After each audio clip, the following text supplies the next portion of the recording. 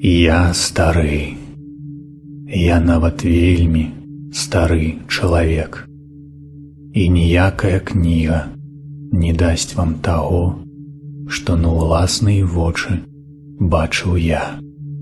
Андрэй Беларэцкі.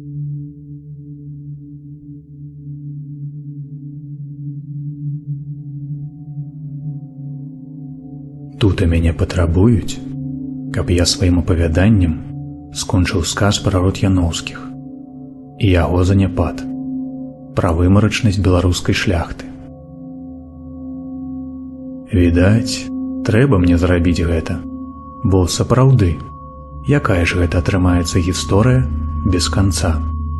Да таго ж, яна блізка датычыцца мяне, і расказаць пра гэта ўжо ніхто не можа. Толькі я.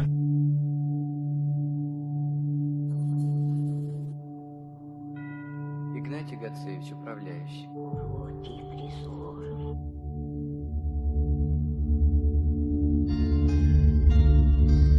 Уважаемый пан опекун, Гриндува... Добрый день, добрый день.